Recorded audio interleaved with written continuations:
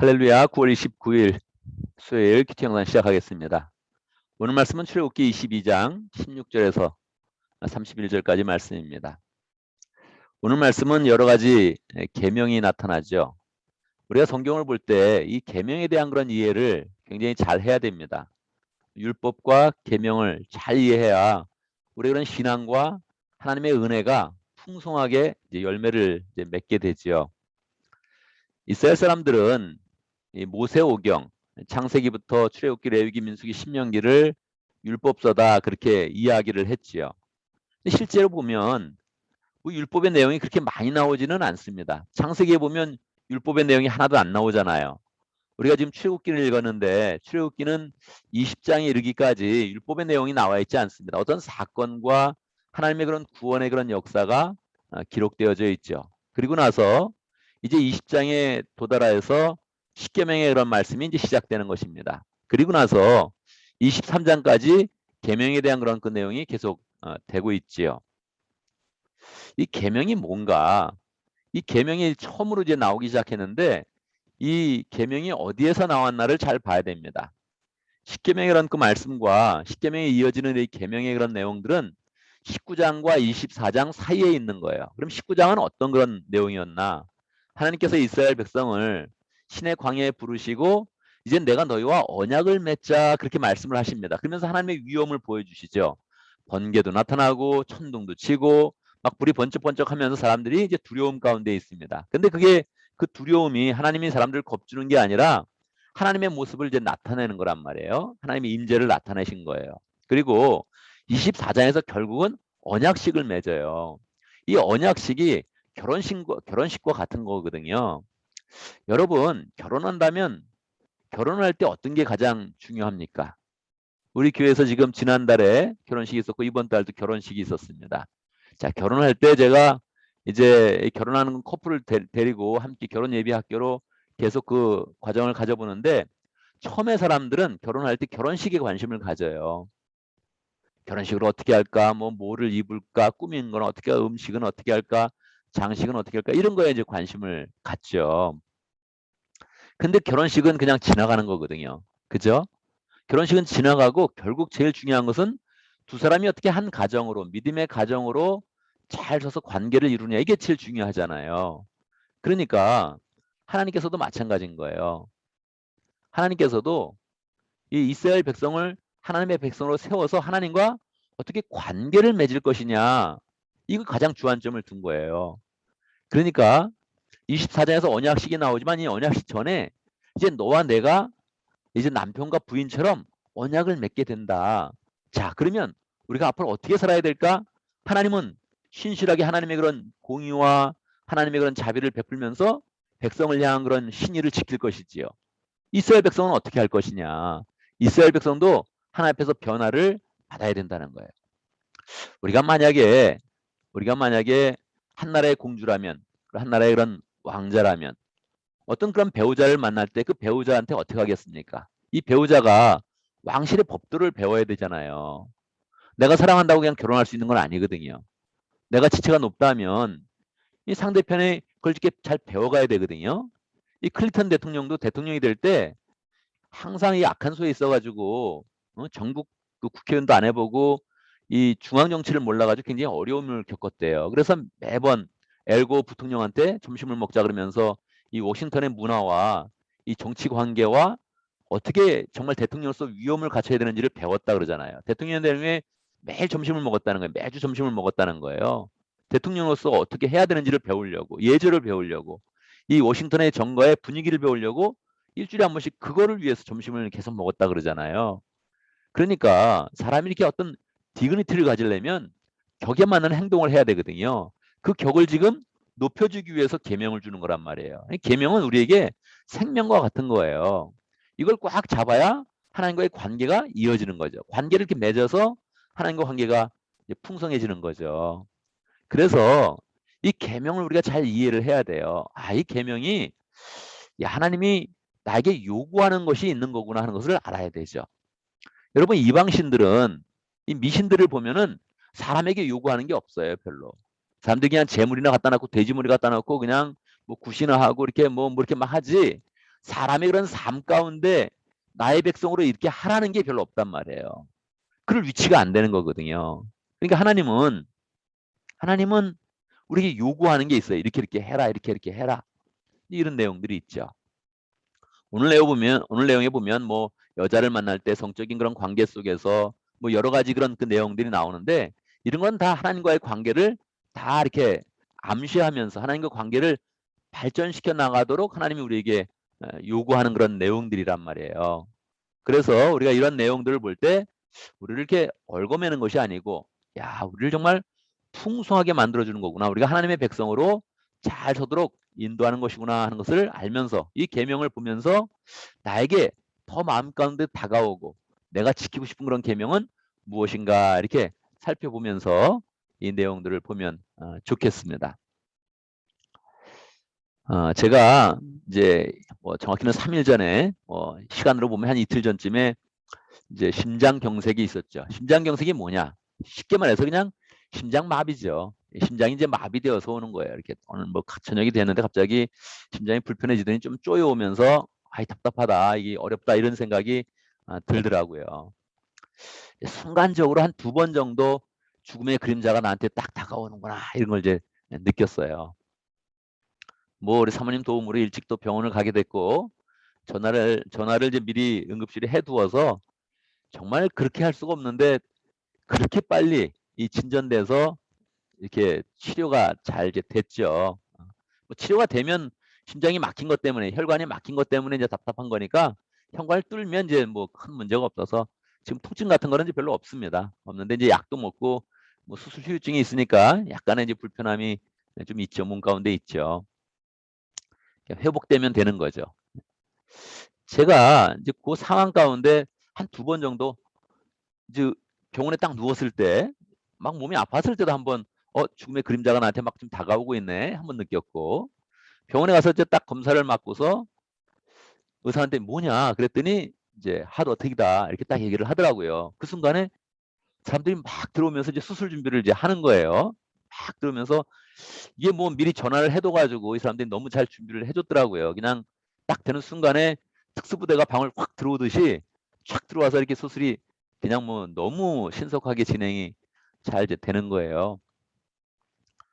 뭐 그 과정에 이거 뭐 내가 죽나? 아니면 뭐 어떻게 되나? 뭐 이런 생각들을 이제 했죠. 그 죽음의 순간이라는 건 결국은 이제 하나님을 만나는 거거든요. 그렇잖아요.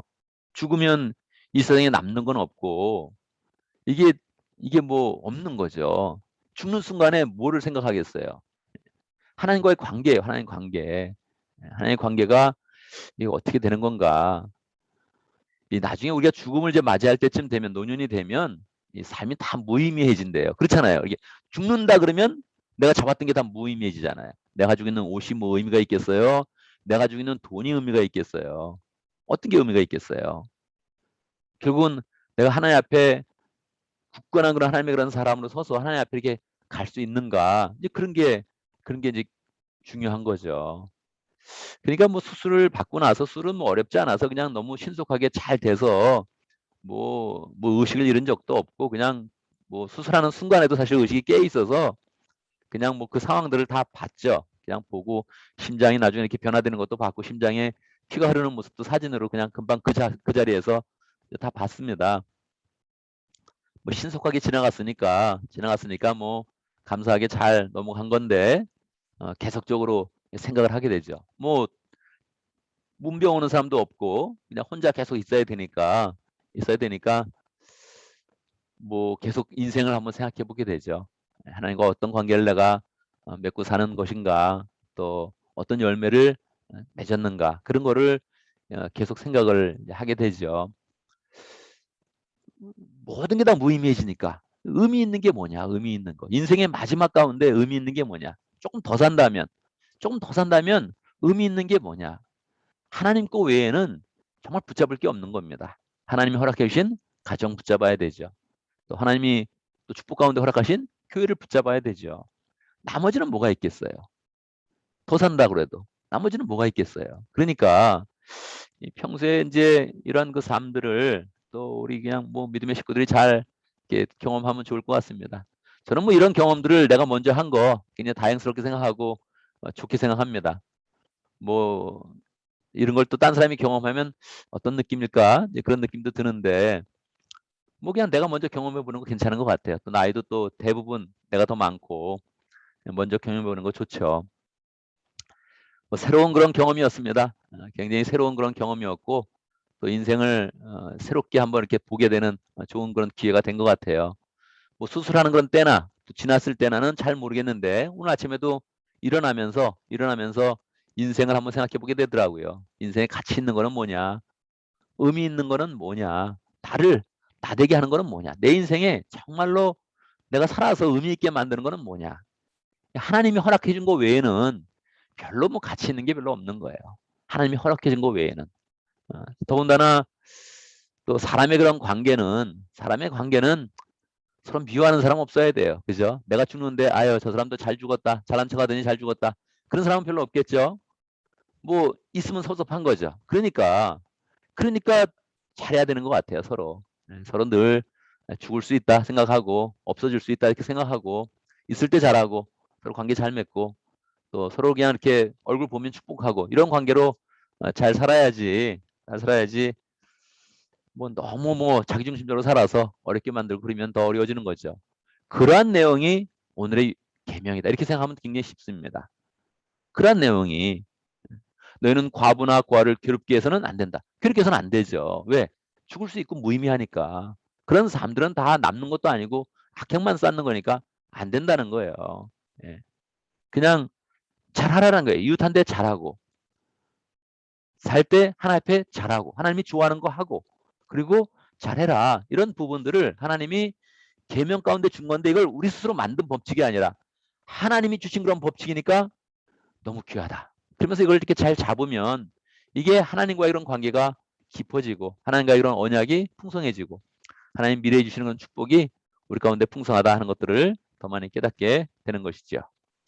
자, 오늘도 말씀 가운데 기도 제목을 붙잡습니다. 우리가 주님의 언약을 기뻐하고 주님과의 언약을 기뻐하고 주님의 그런 계명이 있을 때 기쁨으로 잘 지키면서 하나님 더 사랑하는 그런 복된 사람 될 수 있도록 오늘 목장을 위해서 기도합니다. 러시아 목장을 위해서 기도하겠습니다. 준 목자님, 폴 목부님, 또 목원들과 장태호 선교사님 위해서 함께 기도합니다.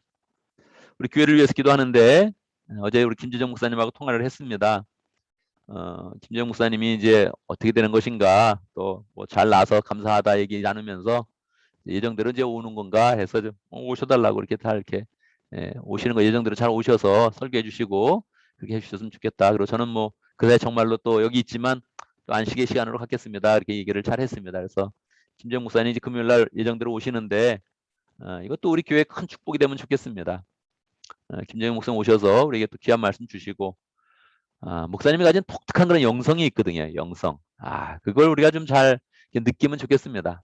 이 영성이라는 게 잘 또 받아야 이렇게 되는 거지. 혼자서 어설프게 생각하면 또 괜히 판단만 되고 뭐 좋으니 나쁘니 또 이렇게 얘기하는 거거든요. 참 인간이 얼마나 어리석은지 뭐 다 자기 멋대로 막 사는 겁니다. 판단하고 사는 건데 뭐 원가정 우리 교회가 특별하게 김재영 목사님 오셔서 좀 더 발전하고 새롭게 되고 말씀으로 풍성해지고 관계로서도 좋아지고 그런 시간이 되면 좋겠습니다. 미리 기도하면서 잘 소망하는 시간 되면 좋겠습니다. 제가 먼저 기도하고 또 함께 기도하는 시간 갖도록 하겠습니다. 기도합니다. 하나님, 주님께서 우리를 죄 가운데서 구원하여 주시고 우리 하나님의 백성으로 삼아 주신 것 감사합니다. 우리를 구원하신 후에 분명한 하나님의 계명을 주셔서 그 계명을 지킬 때마다 하나님과의 관계가 풍성해지게 만들어 주시고 우리가 살아가는 동안에 계속적으로 하나님의 사랑을 입으며 은혜를 입으며 우리가 또 하나님을 사랑하는 법을 가르쳐 주시니 감사합니다. 기쁜 마음으로 하루하루 살 때마다 또 하나님의 은혜로 나가게 하시고 하나님의 계명을 잘 받들면서 우리가 또 하나님의 사랑하는 것을 구체로 나타내는 복된 삶을 잘 살아갈 수 있도록 인도하여 주옵소서. 하나님 아버지 우리에게 목장을 허락하신 거 감사합니다. 목장을 통해서 늘 하나님의 역사를 경험하게 하시고 하나님의 능력을 나타나게 하시고 하나님의 사랑을 체험하는 복된 삶을 살 수 있도록 인도하여 주옵소서. 러시아 목장의 준 목자님, 홀목부님 함께해 주시고 하나님 늘 열정으로 삶을 살면서 목장을 잘 세워가는 목자님 축복하여 주시고 영혼을 사랑하면서 늘 애쓸 때마다 주님께서 열매 있게 하시고 또 영혼이 구원되는 역사, 제자 삼는 그런 역사가 잘 일어날 수 있도록 축복하여 주옵소서. 장태호 선교사님 평생을 또 러시아에서 지내면서 열매를 많이 맺었는데 계속적으로 열매 맺게 해주시고 영혼권에 새삼는 일들을 잘 감당할 수 있도록 축복하여 주시옵소서. 하나님 아버지, 우리 교회에 김재영 목사님 보내주시는 것 감사합니다. 우리가 기쁨으로 맞이하게 하시고 기쁨으로 관계를 맺게 해주시고 하나님의 그런 특별한 사랑과 말씀과 은혜를 우리 목사님 통해서 잘 받을 수 있도록 역사하여 주시옵소서. 목사님에게도 복이 되게 하시고 우리 교회 큰 복이 되게 하시고 하나님 앞에서 함께 즐거워하며 더 풍성해지고 발전하는 복된 시간 될 수 있도록 인도하여 주옵소서. 하나님 아버지, 오늘도 새 하루를 열어주시니 감사합니다. 주님의 은혜 가운데 살게 하시고 사고 없게 하시고 아프면 주의 손길 가운데 잘 회복되어서 하나님을 찬양할 수 있도록 인도하여 주시고 우리가 꿈꾸고 계획하는 모든 일들 다 주의 은혜 가운데 형통하고 잘 되어질 수 있도록 역사하여 주옵소서. 예수님의 이름으로 기도드리옵나이다. 아멘.